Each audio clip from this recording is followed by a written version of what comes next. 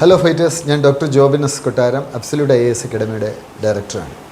UPSC civil services main പരീക്ഷയുടെ result വന്നു. ഡൽഹിയിൽ ഇൻ്റർവ്യൂവിന് പോകേണ്ട വിദ്യാർത്ഥികൾ പല സംശയവും ചോദിക്കാറുണ്ട്. അതിലൊരു പ്രധാനപ്പെട്ട സംശയമാണ് ഡൽഹിയിലേക്ക് പോകുവാനുള്ള ഫ്ലൈറ്റ് ടിക്കറ്റും കേരള ഹൗസിലെ താമസവും കേരള സർക്കാരാണ് മുടക്കുന്നത് എന്നറിയാം. ഇതെങ്ങനെയാണ് ക്ലെയിം ചെയ്യേണ്ടത്? ഇതിനുള്ള മാർഗം എന്താണ്? ഗവൺമെൻറ് ഓഫ് കേരളയുടെ സ്പോൺസർഷിപ്പിലാണ് നമ്മൾ ഡൽഹിയിൽ UPSC ഇൻ്റർവ്യൂവിന് പോകുന്നത്.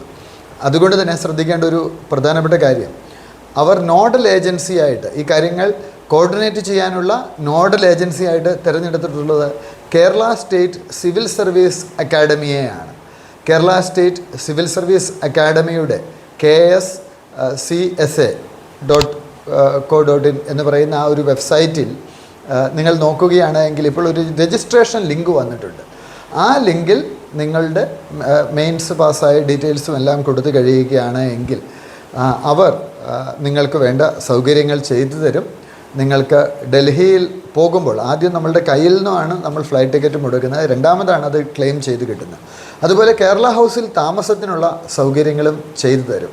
ഇൻ കേസ് കേരള ഹൗസ് ഫുള്ളാണ് എങ്കിൽ ട്രാവൻകൂർ ഹൗസിലായിരിക്കും താമസം ഒരുങ്ങുക. രണ്ടും UPSCയുടെ ആസ്ഥാന മന്ദിരം ഷഹജനാബാദ് റോഡിലുള്ള ആസ്ഥാന മന്ദിരത്തിന് വളരെ അടുത്താണ്.